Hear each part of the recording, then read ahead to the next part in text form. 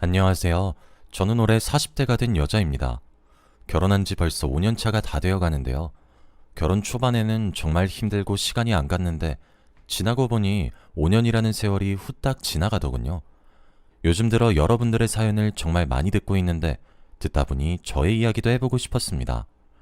지금 저와 남편 사이에 아이는 없지만 그래도 금슬이 좋아요. 남들이 아직 신혼부부 같다며 많이 부러워합니다. 저는 지금 상황이 많이 좋아져서 현재 만족하며 살고 있어요. 여러분도 저의 이야기를 들으시고 걱정, 근심 모두 다 날리셨으면 좋겠습니다. 저와 남편은 30대 중반에 선자리에서 만났어요. 저희 둘 다 직업도 괜찮고 벌이도 많은 편인데 결혼을 하지 못하니까 주위에서도 안달이 났더라고요.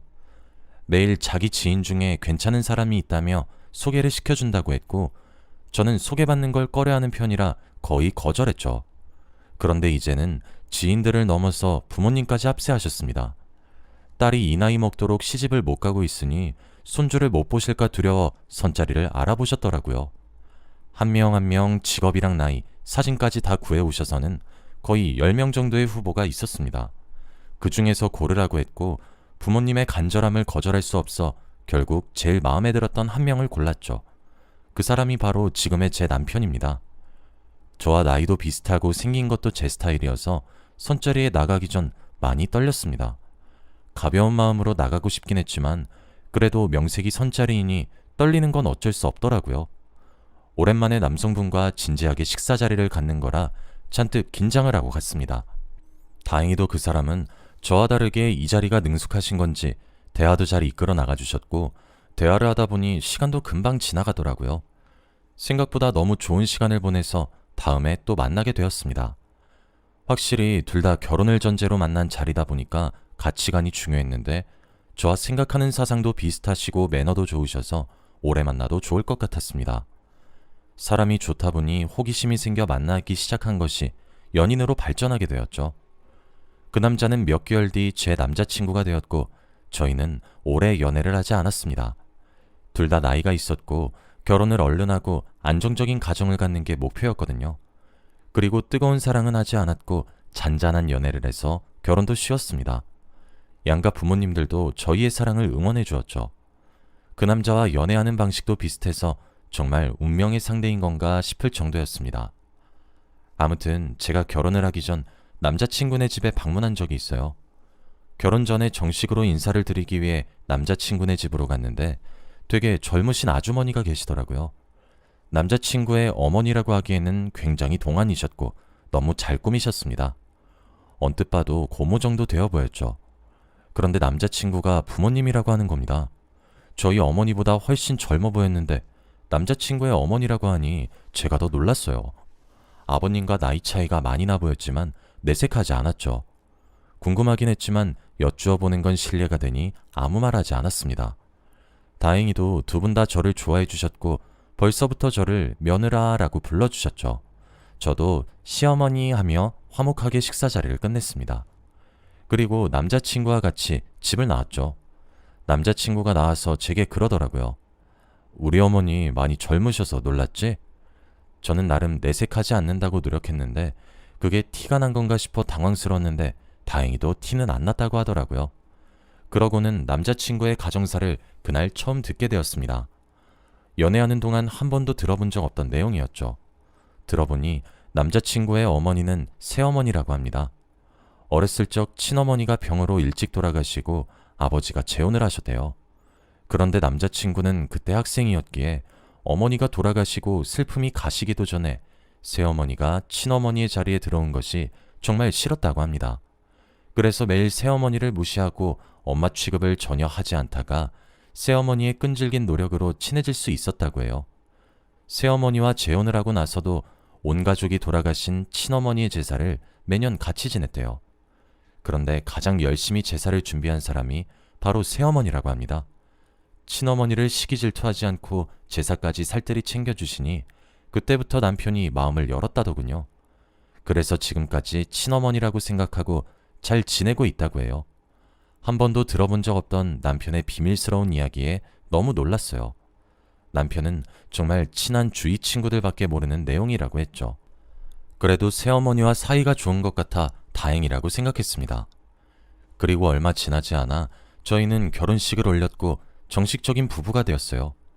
친구들이 죽기 전에 제 결혼식을 다 보는 날이 올 줄 몰랐다는 장난을 칠 만큼 제가 결혼할 생각이 전혀 없었어요. 그런데도 이렇게 늦은 나이에 남편을 만나 결혼을 한다는 것이 제 스스로도 너무 신기했습니다. 저희는 분가를 했고 둘 다 맞벌이라 자주 집에서 만나지는 못했어요. 그래도 매주 주말에는 같이 영화를 보면서 맥주 한 잔씩은 꼭 같이 하면서 한 주 동안 있었던 일들을 이야기하는데 그 시간이 가장 행복하고 힐링이 된 순간이죠. 그렇게 신혼생활을 보냈어요. 그런데 제가 분가를 하다 보니 시어머니께서 연락이 정말 많이 오셨습니다. 아침에 일어나서 다시 잠들기까지 계속해서 전화가 오십니다. 아침에는 일어났니? 오늘 아침 밥은 뭐니? 라고 물어보시고 밤에 잠자기 직전엔 오늘 하루 별일 없었니? 아들은 옆에 있고? 등등 저의 하루 일과를 전부 다 알고 싶어 하셨어요. 솔직히 전화를 매번 하는 것도 너무 귀찮았고 힘들었습니다. 그래서 몇 번 전화를 받지 않은 적이 있었죠. 회사에 있거나 집안일로 바쁘면 전화를 한 번씩 받지 못했습니다. 그러면 나중에 휴대폰을 확인하면 부재중 전화 30통씩은 와 있어요. 처음에는 부재중 전화가 너무 많이 와 있어서 급한 일인가 싶어 전화를 다시 걸어보면 항상 별일이 아닙니다. 그래서 조금 당황스럽기도 하고 놀랍죠. 하지만 이뿐만이 아니에요. 항상 전화를 끊기 전에 며느라 사랑한다 라며 애정 표현을 많이 하십니다. 하지만 저는 성격상 애교를 부리지 못해요. 그런데 시어머니는 저에게 사랑한다는 말을 듣고 싶어 하셨죠. 솔직히 부모님한테도 사랑한다는 말을 못하는데 시어머니한테는 더 못하겠더라고요. 그래서 몇 번 잘 못해드리면 정말 서운해 하십니다. 꼭 사랑한다는 말을 들으셔야 전화를 끊어주세요. 약간 사랑을 갈구한다는 느낌을 받았습니다. 남편은 원래 결혼하기 전에는 자기한테 그랬다며 결혼하고 나서 저에게로 경로를 바꾸신 것 같다고 놀려댔죠. 솔직히 이제 일주일에 한두 번이 아니라 매일 그러시니 일상생활에도 지장이 많이 갔습니다. 하지만 좋은 게 좋은 거라고 시어머니와 사이가 나쁜 것보다는 이렇게 애정 표현하는 관계가 낫다고 생각했어요.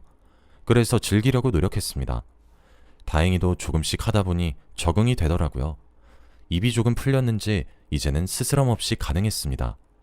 그렇게 시어머니와 저의 사이가 점점 돈독해지고 있는데 저희 집안에 충격적인 일이 일어나고 말았어요.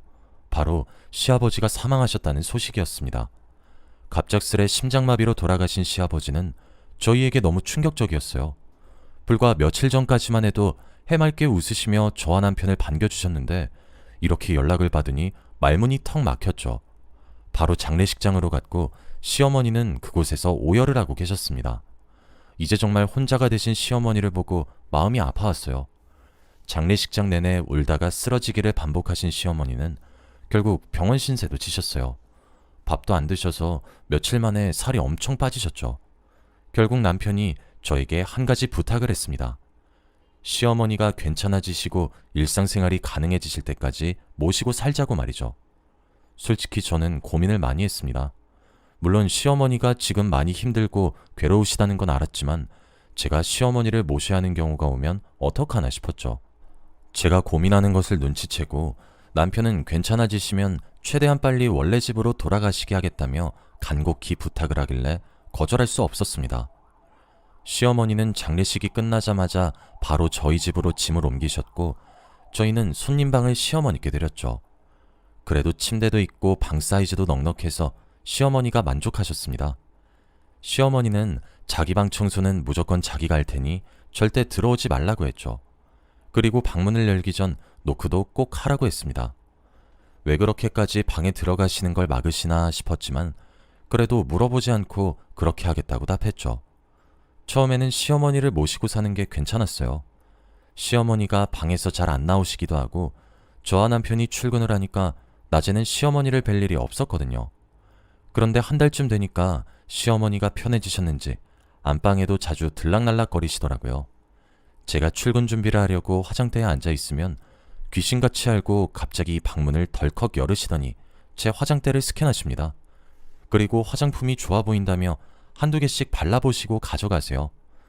처음에는 좋은 거는 시어머니도 쓰면 좋으니까 새 거 사드렸어요. 제가 쓰던 거 쓰면 위생적으로 좋지 않으니까요. 그래서 백화점에서 비싼 화장품 몇 가지를 사드렸습니다. 그런데 하루 이틀 하다가 마시는 게 아니라 자주 제 방에 들어오셔서 이것저것 탐내시더라고요. 옷장문도 마음대로 여셔서 이옷저옷 뒤적거리시다가 옷가게에 온 것처럼 옷도 입어보시고 가방도 이것저것 매보셨습니다. 출근 준비하고 있는데 안방에서 그러시니 조금 불편하기는 했어요.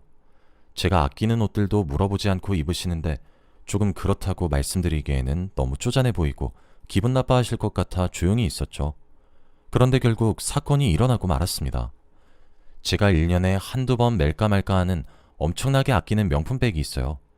큰맘 먹고 산 가방인데 저도 아까워서 들지 못합니다. 그때 결혼식장을 가야 하는 약속이 있어서 그 가방을 메고 가려고 했죠. 남편과 같이 주말에 준비를 하는데 그 가방이 딱 없어진 겁니다. 그 가방은 워낙 비쌌기에 제가 다른 곳에 고이 모셔놨어요. 그런데 그곳이 비어져 있었습니다. 남편한테 혹시 봤냐고 물어봤지만 당연히 모른다고 했고 저는 그때 머릿속에서 시어머니가 떠올랐죠.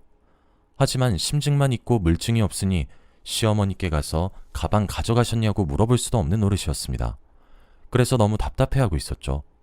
그래도 나중에 시간 나서 옷장을 뒤져서 찾아보기로 하고 다른 가방을 메고 나갔습니다. 확실하게 찾아보고 나서 발견할 수도 있으니 시어머니를 의심하지 않기로 했죠. 마음이 좀 찝찝하긴 했지만 기분 탓이라고 여겼고 저는 집을 나섰습니다. 결혼식장에 방문하고 집에 돌아오자마자 옷장을 샅샅이 뒤졌지만 가방은 나오지 않았어요. 정말 이러면 안 되지만 그때 시어머니를 조금씩 의심했어요. 그리고 저는 시어머니 방문을 열어보았습니다. 그때 시어머니가 마침 외출 중이셔서 방이 비어져 있었거든요. 원래 시어머니가 방 안에 안 계시면 절대 문을 열면 안 되는데 제 가방이 혹시라도 거기 있을까봐 몰래 방문을 열었어요. 그리고 저는 시어머니의 방을 뒤졌습니다. 그런데 거기서 저는 상상치도 못한 것을 발견했습니다. 방문을 열고 들어가서 보니 문고리에 제 걸려져 있었거든요. 그건 제가 오늘 아침에 빨래 건조대에 널어놓고 간 제시였습니다. 순간 너무 놀라서 건조대에 후다닥 가서 보니 없더라고요. 이게 무슨 상황인지 도저히 납득이 되지 않았습니다. 저는 남편에게 말을 했죠. 시어머니 방에서 발견됐다고 말입니다. 남편도 당황해했고 이게 무슨 일이냐며 시어머니 방으로 들어왔습니다. 저희 둘이서 시어머니 방에 우두커니 서서 방을 둘러보는데 옷장이 자물쇠로 잠겨져 있더라고요. 저희는 옷장에 이런 걸 설치한 적이 없으니 시어머니가 저희 몰래 하신 것 같았습니다. 자물쇠 형식으로 되어 있었고 저와 남편은 무언가 수상해서 실핀으로 자물쇠를 따려고 했죠. 그리고 열심히 남편과 자물쇠를 쑤시고 있는데 그때 시어머니가 집으로 돌아오셨고 자신의 방문이 열려있는 것을 보고 화를 내시며 다가오셨어요. 그리고 자물쇠를 따려고 하는 저희를 보자마자 화를 내셨습니다.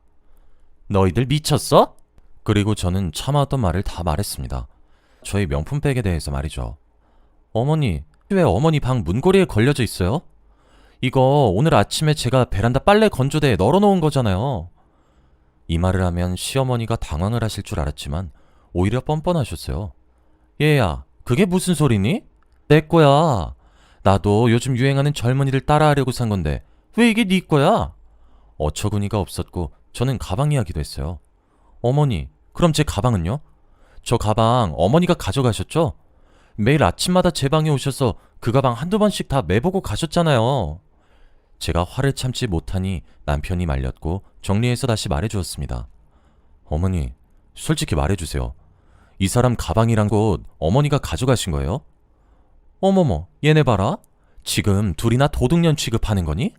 내가 아무리 없이 살아도 물건을 왜 훔쳐? 오냐오냐 해줬더니 아주 이게 시어머니 무서운 줄 모르지? 아이고, 며느리 잘못 들여서 아들을 망쳐놨네. 내가 여기서 이런 대접 받으려고 산 줄 알아? 아, 나 당장 나갈 거다. 시어머니는 제 어깨를 툭툭 치시면서 말을 하셨고 저도 화가 머리끝까지 났습니다. 가방은 아니더라도 옷은 제 것이 확실했어요. 저만 알고 있는 사용감이 딱 제 거였거든요. 시어머니는 저희가 말이 통하지 않는다며 중요한 집만 몇 개 챙기고 나가려고 했습니다. 저와 남편이 저 자물쇠 열고 가라고 해도 아랑곳하지 않으셨고 제 어깨를 툭 치시고 집을 나가셨죠. 남편과 저는 그 자리에서 바로 자물쇠를 따기로 했습니다. 그리고 실핀을 미친 듯이 쑤셨어요. 정말 악바리로 말입니다. 그러고 한 10분 정도 지나니 열렸어요. 옷장문을 여니 물건이 쏟아졌습니다. 그런데 그 안에 있던 물건은 정말 충격적이었습니다. 목욕탕 수건도 있었고 식당 접시와 수저도 있을 뿐더러 화장품 가게 화장품까지 전부 다 훔친 물건 같았죠. 그리고 제가 찾던 가방도 있었습니다. 저와 남편은 그 물건들을 보고 할 말을 잃었어요. 그리고 그 자리에 주저앉아 그 물건들을 멍하니 바라봤습니다. 한 10분 정도 지나고 남편이 그러더라고요. 어머니, 왜 이러시는 걸까? 병원에 데려가야겠지? 저는 남편의 말에 동의했고 시어머니를 제대로 된 치료를 받게 해드려야겠다고 생각했어요. 그리고 저희는 사탕 발린 말을 하며 시어머니를 다시 집으로 불렀습니다. 저희가 다 잘못했다고 사과를 했어요. 그리고 자물쇠도 다시 잠궜고 옷장문을 열지 않은 척했죠. 시어머니는 저희가 이 말을 하니까 그래, 나 도둑 아니지? 왜 괜한 사람을 의심해? 라며 집으로 순순히 오셨습니다. 그리고 건강검진을 하러 간다고 속이며 정신과에 가서 진료를 받았어요. 의사 선생님은 시어머니가 도벽이 있다고 했고 원인은 우울증이라고 했습니다. 시아버지와 결혼을 하고 행복하게 살 줄 알았는데 계속 돌아간 아내의 제사를 지내면서 새어머니가 많이 외로우셨을 거래요. 그리고 이제 좀 행복하려고 하니까 시아버지가 돌아가셔서 다시 혼자가 되셨고요. 그렇다 보니 물건을 훔치게 되었다고 합니다. 그리고 신혼초 때 전화를 하루에 수십 통씩 하시고 그런 것도 다 외로우셔서 그렇다고 하더군요. 저와 남편은 단순히 저희를 괴롭히기 위해서 물건을 훔치시고 시도 때도 없이 전화를 하신 줄 알았는데 알고 보니 다 그런 이유가 있었다고 하니까 시어머니께 막말을 한 게 죄송스러워지더라고요. 저희가 조금만 더 일찍 알았으면 몰랐을 텐데 말입니다. 너무 죄송스러워서 할 말이 없었어요. 그리고 시어머니는 주기적으로 가서 상담 치료도 받으시고 약도 드십니다. 확실히 그 뒤로 물건을 훔치지는 않으세요. 그만큼 저와 남편이 애정 표현도 정말 많이 합니다. 이제 많이 나아지셔서 다시 원래 살던 집으로도 돌아가셨어요. 주기적으로 저와 남편이 찾아뵙기도 하고 연락도 많이 드립니다. 그리고 시어머니 옷장에서 나왔던 물건들은 다 다시 돌려드렸어요. 사과도 정중히 드렸고요. 저와 남편이 도맡아서 다 제자리로 되돌려놨습니다. 다들 정말 부모님들에게 잘하시길 바래요. 저를 괴롭히시는 줄 알았던 시어머니의 마음속에 우울증이라는 게 자리 잡고 있는 줄은 꿈에도 몰랐습니다. 지금 생각해도 왜 그제서야 알았나 싶네요. 지금은 시어머니와 그때 일은 웃으면서 말할 수 있을 정도로 사이가 많이 좋아졌고 시어머니의 우울증 증세도 많이 완화되었습니다. 저와 남편이 옆에서 많이 있으려고 해요. 여러분은 저 같은 일 겪지 않으셨으면 합니다. 저희 이야기는 여기까지예요. 들어주셔서 감사합니다.